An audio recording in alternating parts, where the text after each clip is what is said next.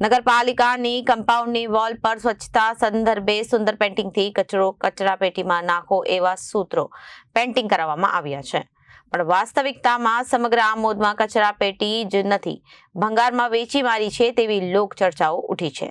ખાસ કરીને જાહેર માર્ગો સહિત મુખ્ય કન્યા શાળા મેઇન ગેટની બાજુમાં જ ગંદકીના મસમોટા ઢગલા જોવા મળ્યા હતા। શાળાના બાળકોના સ્વાસ્થ્ય જોખમાં એવી સ્થિતિનું નિર્માણ થયું છે। સ્કૂલના મેનેજમેન્ટ દ્વારા લેખિત અને મૌખિક રજૂઆતો પણ કરી રહ્યા છે। આ રજૂઆતો સાંભળવામાં આવતી નથી। આમોદ નગરમાં હાલની પરિસ્થિતિ જોતા સ્વચ્છ શહેર અને સ્વસ્થ શહેરની વાતો પોકાર સાબિત થઈ હોવા એવા દ્રશ્યો સામે આવ્યા છે। કચરા તેમજ ગંદકીનો યોગ્ય નિકાલ ન થતા સ્થાનિકો તેમજ શિક્ષકો તેમજ વાલીઓમાં નગરપાલિકા સામે ઉગ્ર રોષ ઉભો થયો છે।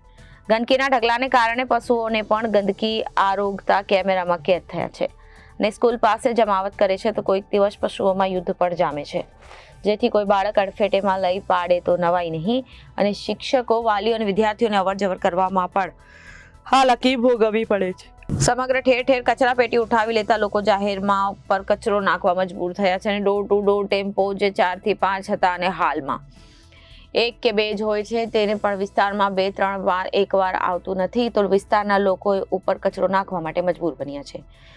લોકોની માંગણી છે કે કચરાપેટી હતી તો રોજ રોજ ઉઠાવી લેવામાં આવતી હતી, તો કચરાપેટી મૂકવામાં આવે તો ડોર ટુ ડોર ફરતું ટેમ્પો પણ રેગ્યુલર દરેક વિસ્તારમાં મોકલવામાં આવે તો આમોદ નગરપાલિકામાંથી ગંદકીનું સામ્રાજ્ય દૂર થઈ શકે અને આમોદ શહેર સ્વચ્છ શહેર બનશે એવી લોક માંગ ઉઠી છે। આજે પબ્લિક ત્રાહિમામ પુકારી ગઈ છે। આજે ગટરોના ઢાંકણા ગમે ત્યાં ખુલ્લા મૂકેલા છે। આજે તમે દરબાર રોડ પર ચોકડી પર જોઈ લો, ત્યાં પણ ઢાંકણા ખુલ્લા છે। કેટલી રજૂઆત, લેખિત મૌખિક રજૂઆત કરવા છતાં પણ ઢાંકણાઓ આવતા નથી। આજે રમઝાન મહિનામાં આટલી બધી તકલીફ પડી રહેલી છે તો આજે અંગત વહીવટના કારણે આ બધું થઈ રહેલું છે।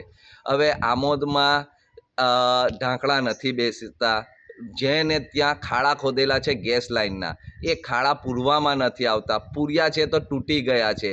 કોઈ બી પદ અધિકારી જોવા માટે કે વિઝિટ કરવા માટે આવતા નથી। તમે આવીને જુઓ કે ભાઈ જ્યાં ખાડા છે ત્યાં કેટલી ખરાબ પરિસ્થિતિ છે, જ્યાં ખાડો પૂર્યો છે ત્યાં તૂટી ગયો છે, જ્યાં ને ત્યાં ખાડા પડેલા છે। Bureau report, Janadesh news, Bharuch.